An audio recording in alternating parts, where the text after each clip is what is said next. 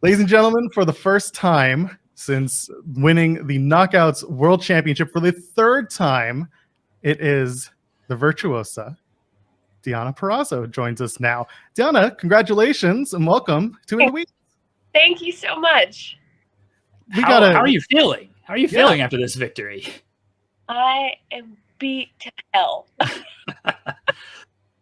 That was a hard-hitting affair with Jordynne Grace last night. Yeah, it always is. Jordynne is the toughest opponent I've ever been in the ring with, and you like mentally prepare for that a little bit before you get in the ring. But that first forearm or that first slam is just like, whoo, here we go. And I'm feeling it this morning. It was a hard-fought victory last night at Rebellion. Talk to me about the match. There is a certain amount of respect that you and Jordynne Grace have for each other. Referenced by after the match, you two shared a nice hug as she congratulated you winning the Knockouts World Championship. Talk to me about your relationship with Jordynne Grace in the ring and what that experience means to you when you get to work with her.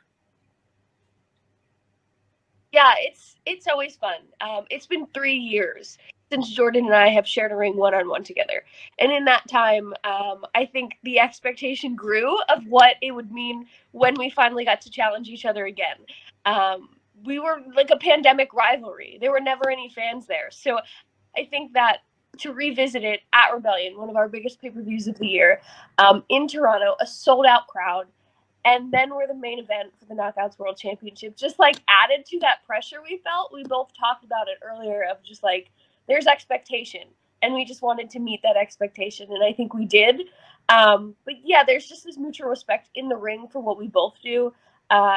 We grew up together in wrestling, basically, all throughout the Northeast.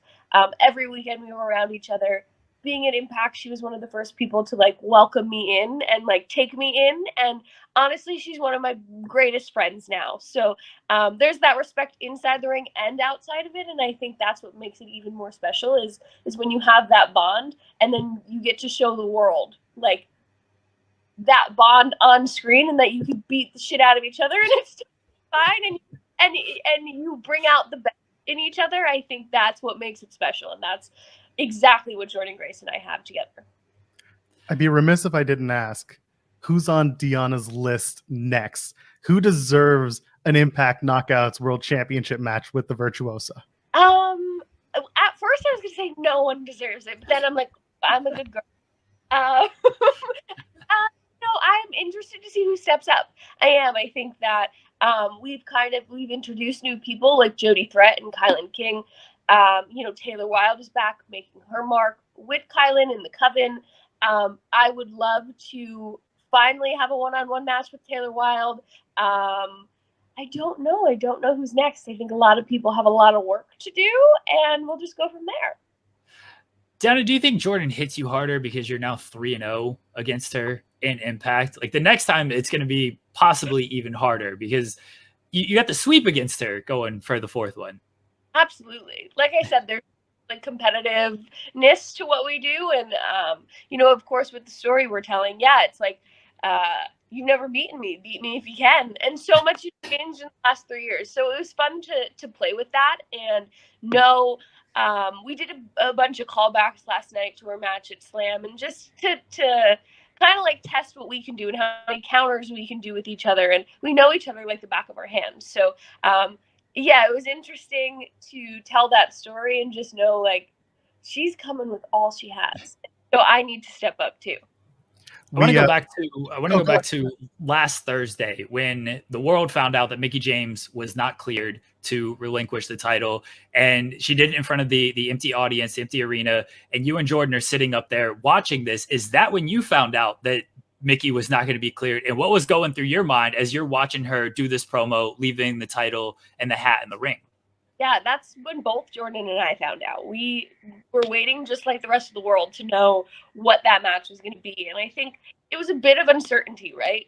Leading into Mickie's announcement and then only having, Friday, Saturday to prepare for this type of match, knowing that, again, there's just this pressure on us of we want to outdo ourselves and we want to do better. And Jordynne wants to win, but I want to win and all those things. So it was interesting to watch. I feel like, of course, with Mickie, it's always very dramatic.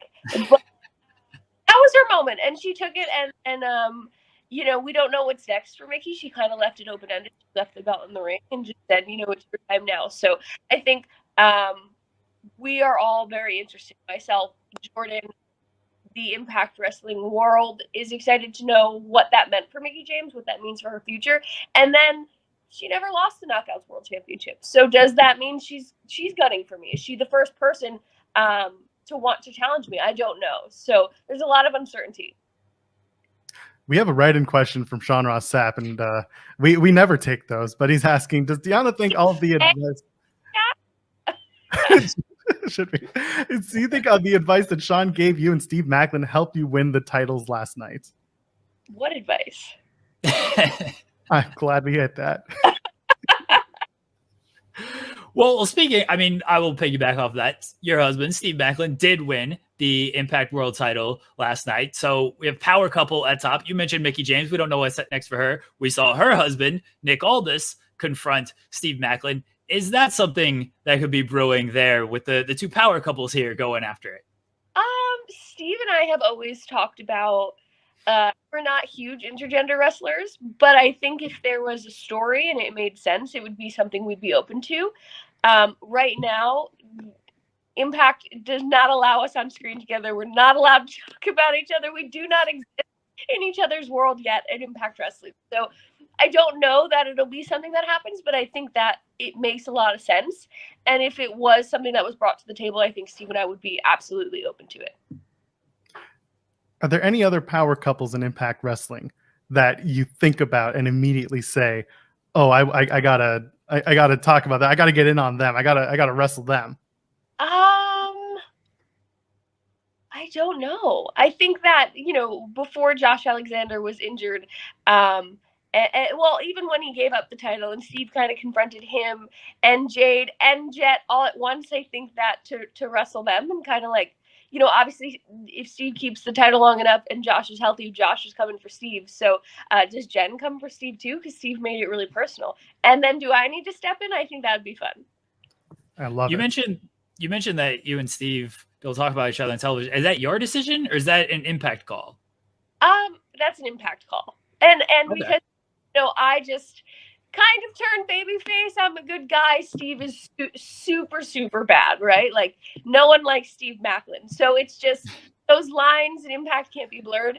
And especially with Steve becoming world champion and getting the opportunities he's gotten. I just think it's really important right now to make sure that he's getting the reactions that they need from him. He's keeping up that persona. And Steve Maclin, Steve Kubrick in real life, my husband, is the complete opposite of what we see on TV every week. He's a legit teddy bear.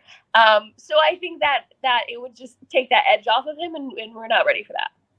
We got a super chat here from JJ that actually asked a really great question. It says, congrats, Deonna, on hell of a match with Jordan Grace. Power couples on top of Impact as champions. How is this title run going to be different from your previous reigns? As you just mentioned, you're on a different side of the fence now as Impact Knockouts champion, and you're, as you said, a good guy. So what changes now?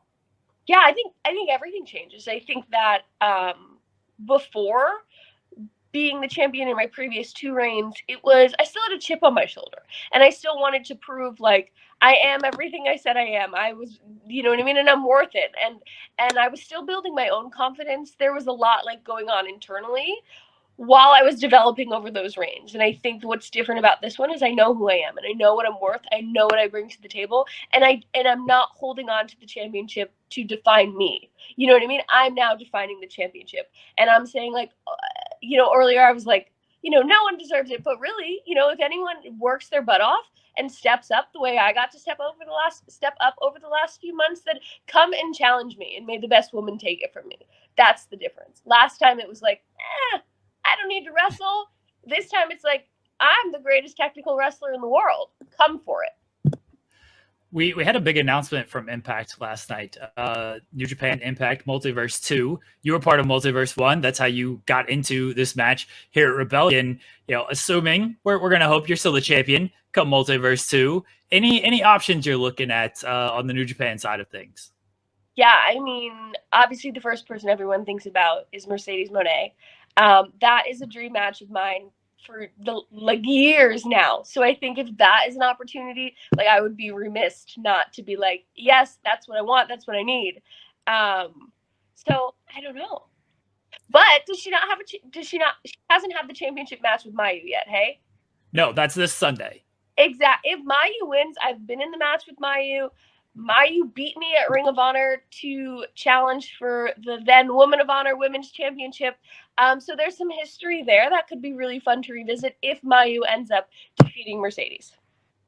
So talking about that Multiverse United match, the 4-way, in that match is Giselle Shaw, someone with whom you have had a plethora of experience working with over the years. I host the Impact Wrestling Post Show on Fightful, and myself and my co-host Cresta Star have talked about the vast improvements in Giselle Shaw's wrestling game. You've seen it. Number one, can you just talk to me about working with someone like Giselle Shaw, or even working with talent who are maybe newer and getting more and more accustomed to working a style like your own even? Yeah, I actually had a conversation with someone last night before I wrestled of, just kind of feeling like I'm a little bit lost and character work isn't maybe my biggest thing. And I'm trying to work to my size. And, and I just said, you have to trust, right? You have to trust that the people putting you in these situations, who's ever doing the creative is putting you in these situations because you can handle them. And I think that specifically with Giselle, who over the last almost 2 years since she's been with Impact Wrestling, has gone through a ton of ebbs and flows. She debuted as a single star, did some stuff with Lady Frost, then was kind of thrown in the mix with all these different tag teams. People left, then she didn't have her tag team. And I think she had a really rough start in terms of like getting her feet into something and digging in. So to kind of see her flourish, and I mean, we've all followed her story. She had an amazing diary that was put out to show the world this is who I am.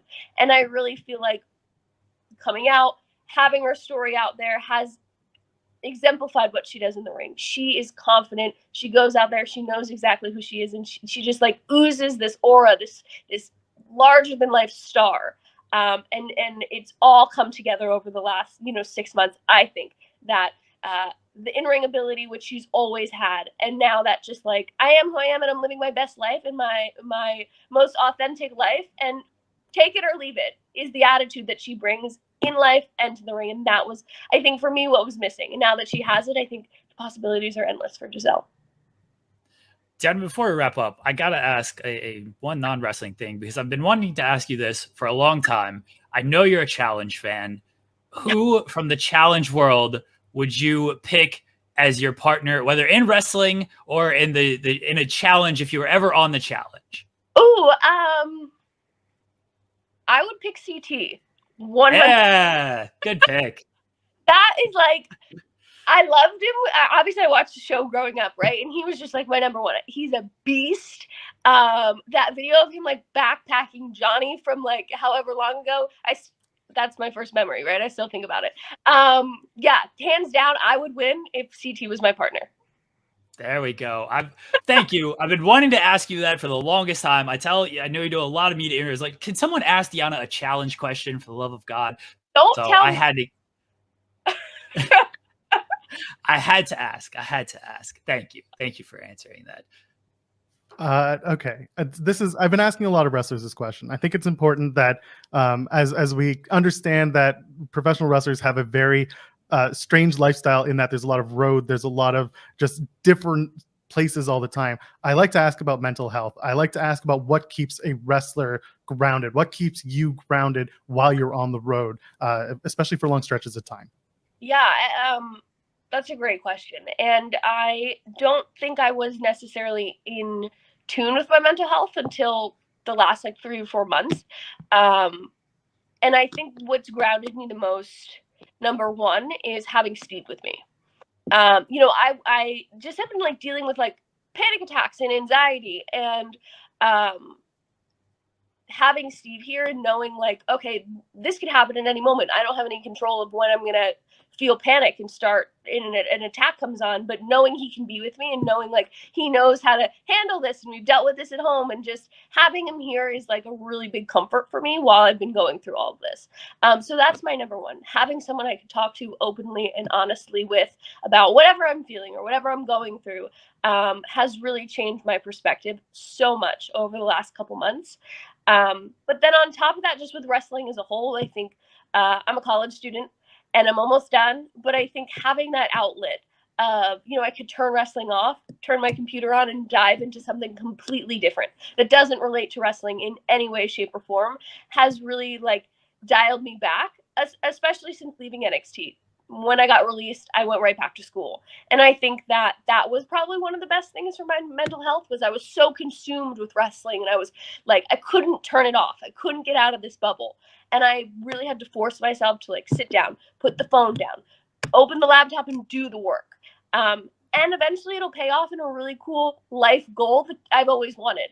So I think that having hobbies outside of this, as well as being able to travel with my husband and my best friend, has really grounded me all over again. Jeremy, do you have anything left to add?